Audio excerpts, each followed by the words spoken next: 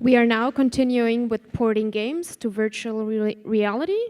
Please welcome Palmer Luckey from Oculus VR. What? Yeah. Well, I want to thank Michael and thank Valve for inviting us to be here. It's a huge honor. Valve has one of the best VR teams in the world, and we definitely wouldn't be where we are without them. So let's give them a round of applause.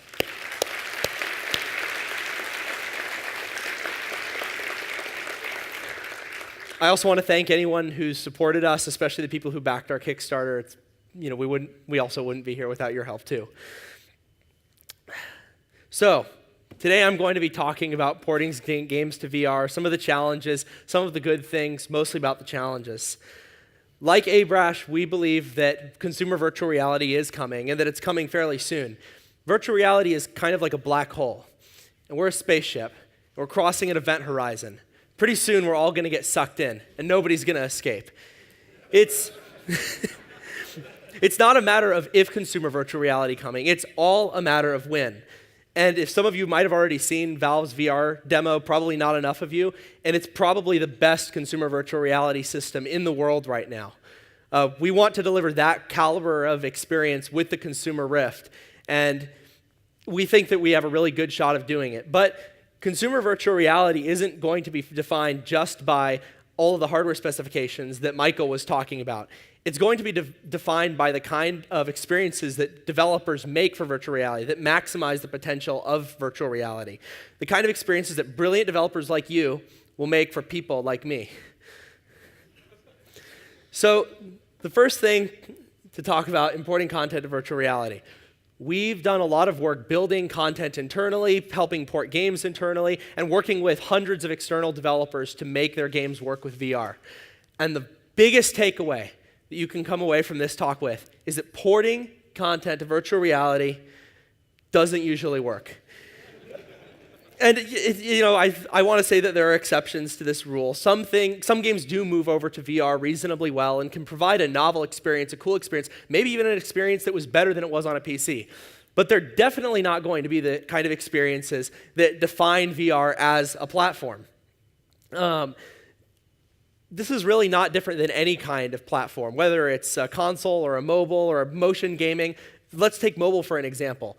The best games on mobile are the ones that were designed with the platform in mind, not the console ports that were ported to a mobile device. These games were originally designed with physical controls and a large screen in mind. Putting virtual controls onto a screen doesn't work. One of my examples is Street Fighter 4. I love that game. I love it on PC, but it is not a very good translation to a mobile device. And even if you can get a game working reasonably well on a mobile device coming from another platform, it's never going to be as good as it was if it had been designed with VR in mind from the start. So the question is, what should we build? I think that virtual reality is going to be defined by the experiences that are impossible on any other platform. A lot of game can be a great PC game. That doesn't necessarily mean it's going to be a great VR game, and it goes both ways. A great VR game is not necessarily going to be a great PC game. The strengths and limitations of every platform are always going to shine through. So what should we be building?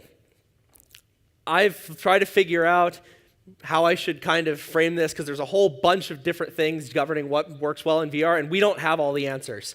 For the sake of this presentation today, I'm going to do something really corny.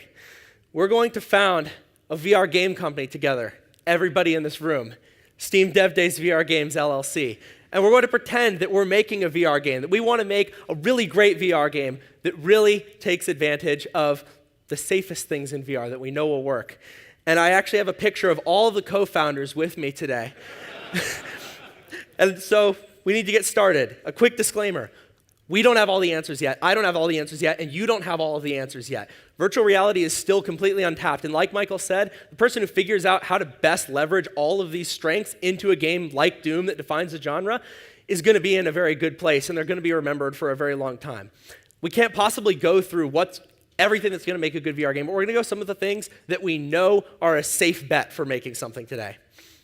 So, design session number 1. First thing we need to do is stop porting our existing games. It's tempting. Here at SDD VR Games LLC, we have a long history of varied IP, and we have all these games we've built, we support them, we have customers. How great would it be if we could take those games and we could just make them into VR games, port it straight over? The problem is that VR games are not just about wide field of view and head tracking added to a game that has mechanics that were made for a fundamentally different system. The best way to think about porting games to VR is not to think how you could shoehorn an existing title into VR. It's to think about what, if anything, you can reuse in a new type of experience. The Valve hardware is actually a pretty good example. If you've tried their demo, there are a lot of assets in there that come from existing Valve projects, but the actual game, if you will, the core mechanics were not pulled from an existing PC title because it was completely designed from the ground up to work well in VR. So something that we're going to want to do is we're going to want to experiment and prototype and iterate. And that's important for any kind of game design, not just for virtual reality, but especially for virtual reality, it's important. If you go down the wrong path in development on a PC game, most of the time what's going to happen is you'll have a little bit less fun than you had before. In virtual reality, you can make your users very uncomfortable very easily if you don't act carefully. And so you want to build any idea that you have, not in your head, but in a game, and try that in VR as early and as often as possible. And that's important if we want to make sure that our game is comfortable. And I think that VR games do need to be comfortable. A lot of what we're seeing right now with existing ports coming to VR is experiences that really are not that comfortable. I wish I could come up here and say every game is going to be great in VR, but it's just not the case. And even some of those games are some of my favorite games. If a game isn't a comfortable experience for everybody, and not just, oh, my game's pretty comfortable if you've played hundreds of hours of VR and you've adapted like Palmer has. It needs to be something that anybody can play because they're not always going to blame it on us and blame it on VR. They could end up blaming it on your game, and nobody wants that on them. One thing that we want to be careful about is trying to minimize vestibular mismatch, or at least minimizing the impacts of vestibular mismatch. Michael talked about some of these key things in achieving presence, and a lot of it does go to having accurate head tracking, accurate optical calibration, low latency hardware, high performance software, and carefully designed content. But even once you have all these things, once you have a sense of presence, you can still have very strong vestibular mismatch that causes discomfort in users. And designing games in VR is largely going to revolve around that problem. Locomotion in particular is really hard. It's actually one of the reasons that ports fundamentally often don't work very well. Let's go over a few things really fast. One, expected motions are always better than unexpected motions. How many people get sick when they ride along in a car sometimes? Sometimes a few people. How many of those people put your hand down if you don't get sick when you drive a car? Okay, see? Okay, there's a few of you. Whoa, you get sick driving? But for most of you, it's when you're in control of your own destiny going down the highway, you're not likely to get sick. And it's often the same in virtual reality. When we were doing work porting Unreal Tournament to virtual reality, one of the biggest problems was that when you get hit by a rocket, you would either get thrown through the air or slid along the ground very unexpectedly and very rapidly. That made people more uncomfortable than almost anything else in the entire game. Anytime you move the user in an unexpected way, you run a risk of making them feel disoriented. One unintuitive thing that we found out, and this isn't completely proven, this is just what we've found so far. We thought early on, how can we make movement in locomotion in VR more comfortable? If you're sitting in a chair and you're actually just using a gamepad, you've got this mismatch between what your vestibular system is saying that you're doing and what your eyes are telling you you're doing. We thought, well, one way that we could do that would be to smooth out all of the acceleration so that it takes you a while to get up to speed. Turns out that that was completely wrong. And even though it's maybe more unrealistic, it seems to be better to actually minimize the duration of acceleration, not the magnitude of acceleration. We look forward to seeing what you guys mess around with, especially around that. Also, forward movement is very comfortable in general in terms of locomotion in VR, if you are locomoting. Moving to the side is not very comfortable. It's not something we do in everyday life, and we also don't run backwards very often. It's not something safe, and that's a problem when you're talking about games. Its fundamental mechanics revolves around, I'm going to walk into a room, and then I'm going to run backwards, taking out all of my enemies. That's a big problem, and I can't wait till someone makes a game, by the way, where you chase people forwards. That's going to be a lot better for VR. There's not many games like that. And if you design a game for VR from the ground up, you can take these into account. You can take these kinds of movements that work, what doesn't, and make a great game around it. If you have a game like Quake, Quake relies on being able to move backwards very quickly, sideways very quickly, forward very quickly, and snap changing in all of your directions. It's probably not going to be a good VR experience. Or if you change it to be a good VR experience, the experience will be so fundamentally altered that you probably shouldn't be calling the game Quake anymore. So we're targeting a seated experience. There's multiple reasons for this. I would like to walk around a lot like in the Valve demo. It's easier to make the tracking technology. There's liability reasons. You're wearing a cord. You don't want to trip and fall. But we're targeting a seated experience. And because of that, some of the most reliably comfortable things that we've seen have not been first-person shooters or games where you have a body locomoting through space independently of your real body sitting in a chair. They've been games that are either where you're standing still or relying on the user sitting in a chair. A great example would be Eve Valkyrie, where you're in a spaceship and you're sitting in a chair that looks kind of a lot like your desk chair. And even though your ship is moving, you still have that fixed frame of reference around you. And that does seem to help a lot with simulator sickness. Avoid exhausting head movement. We really, in this game we want to make, we need to avoid exhausting head movement. It's really tempting because virtual reality gives you this ability now to look everywhere, not just forward and not to have to consciously move your view. Some games that we've seen try to take advantage of that to the extreme and put targets over here and targets over there where you need to be constantly moving your head. The problem is that constant 360-degree movement makes for strong necks and tired players. And so what we've tried to do in a lot of our content is you always want there to be something to look at. But we don't want to force people to look at it. Like when we were helping to port Hawken over to virtual reality, early on, the back of the cockpit, well, early on there was no back of the cockpit, but when there was a back of the cockpit, it was just untextured gray. And you'd look around and you'd say, wow, this is a really not very realistic cockpit. You want there to be something to look at, but you also wouldn't want to put your damage indicators behind your head where you're going to have to look at them all the time. It might make for interesting impressions or showing off what VR can do, and it will definitely make for good videos where people are saying, wow, I'm playing this game and it's so good, but it's not going to make for a good gameplay experience. Don't force people to use their head more than they want to. Something else that we need to be aware of is having all of our content being rendered at the correct scale in real-world units. Or if not the correct scale, at least be aware of the scale we are rendering at. This is another big issue that comes with porting content. Games that are made for a monitor, most of the time the assets are not at the right content. There are exceptions like iRacing, your simulation title. Everything was meant, all of the tracks are laser scanned to a few millimeters. They're super precise. All of the models are life-size. But most games, the doorways are clipping through your head, the tables are at chest level, and light bulbs, for some reason, seem to always be sized like grapefruits. And you might not notice that on a monitor, but in VR, even any player is going to be able to see it. They're going to look at that light bulb and say, that's a grapefruit. And, it might be easy to shoot it or something, but it's not good in VR. The reason I say that doesn't always have to be necessarily correct, but you should be aware of it, is that because some games do take advantage of the strong sense of scale. There's some games where you play as very, very small characters, other games where you're a giant looking down at a scene. Those are obviously cases where you don't have realistic scale, but at least you're aware of the scale. You're aware of what you want everything in the environment to be. It's critical that you make sure that everything is at whatever scale you want it to be. Everything we build is going to require head tracking. There are exceptions to this rule, like maybe you want to have a targeting reticle stuck to your head or a small information display stuck to your head. But in general, menus, cutscenes, heads-up displays, you don't want large things stuck to your face. What we say in Oculus is fixed in space, not stuck to your face. And there's no real equivalent for a large image being stuck directly to your face in the real world. Most people who haven't played VR games that have poor menus have never actually experienced anything like this, and it makes a lot of people pretty uncomfortable. This is especially true for cutscenes. The best way to do cutscenes in VR is generally to stay in-game and look around, kind of like Half-Life 2. If you have to use pre-done cutscenes, traditional cutscenes, it's best to make them as a floating window in space. Doing things like wrapping the entire view around you, or worse, just having it stuck on your head so that it moves when you look around, it's going to make almost everyone uncomfortable.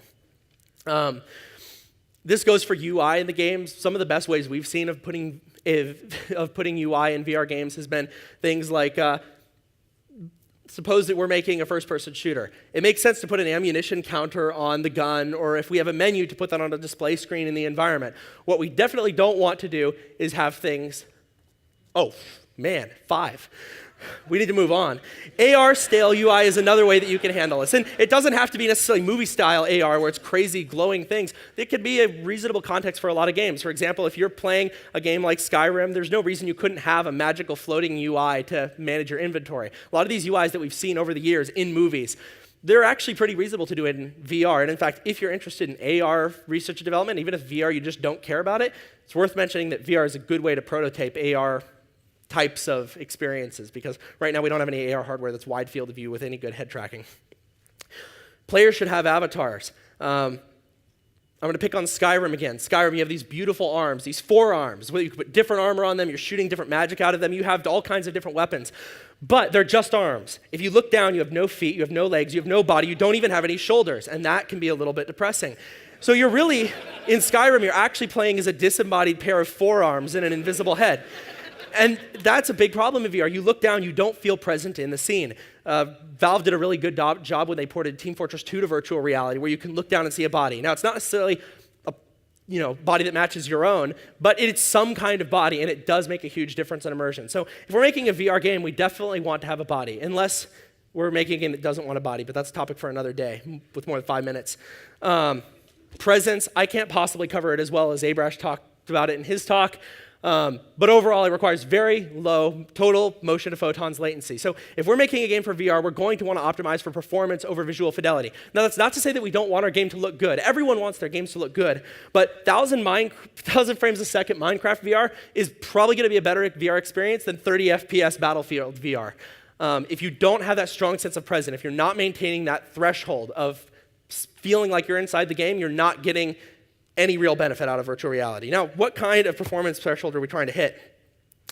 Bare minimum right now with our DK1, which is a very flawed piece of gear, primitive. It's good, but primitive. 60 FPS V6 Stereo 3D. And this is tough enough for a lot of games. I mean, many games are going to struggle to even hit this.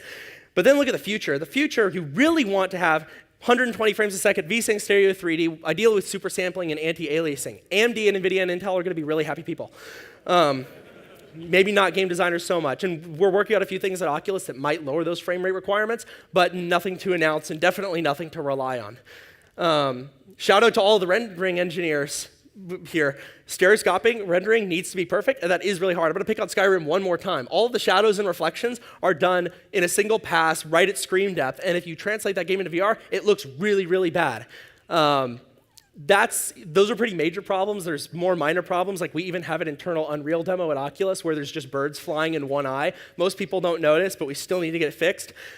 Something to be aware of, especially with things more minor than birds in the sky. Another thing, we need to nail the Oculus integration. One of the biggest things that we see people do is fail to do this. And it's not because they're dumb or anything. It's because it is tricky to get it working sometimes, especially if you're using an engine other than Unreal or Unity where we have pretty solid pre-built engine integrations. But no matter how fast performing our game is, no matter how much we've optimized our UI, if you don't have correct distortion or if you don't have correct head tracking, it's not going to be a comfortable experience. If you're having issues matching it up, the best thing we can do is not to try and warp your game and warp its field of view to try and make it so that it looks about right. It's to figure out why it didn't look right in the first place.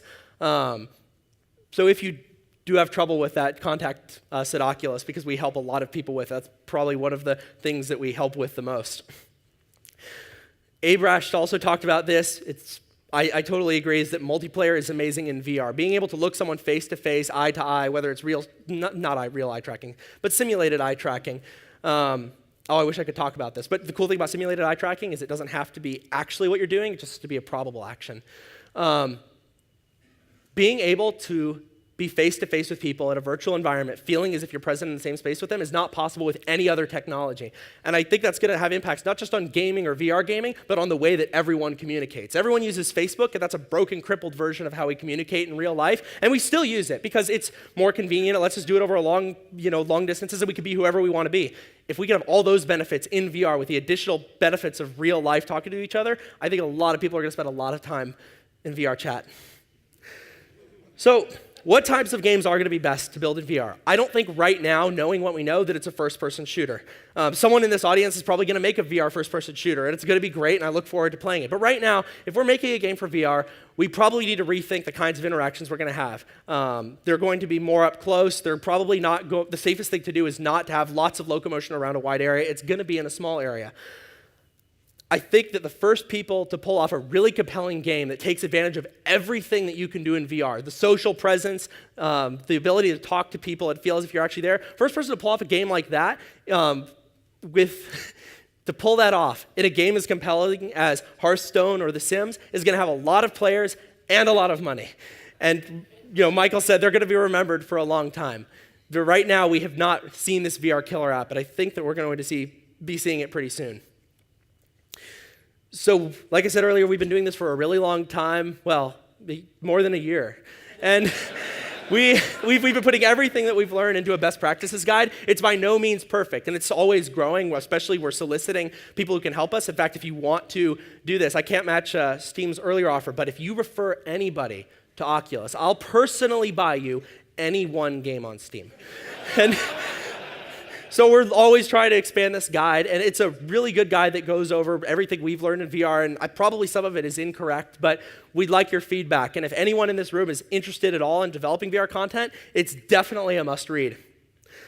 So VR is still primitive, like I say, especially right now the hardware is primitive, but we're already able to do things that no other hardware in the world can do. And I think that's really important. It's never been possible, not just with gaming, but with any medium, to make people feel truly immersed in an environment. Personally, as a VR nut, I think that virtual reality is the most important technology in the history of humanity. If you don't believe that, and you probably don't, you'll probably at least agree that it's a pretty cool technology. I think that the people in this room are going to be some of the people that create the experiences that redefine the way that we play games and interact forever. I can't wait. Thank you.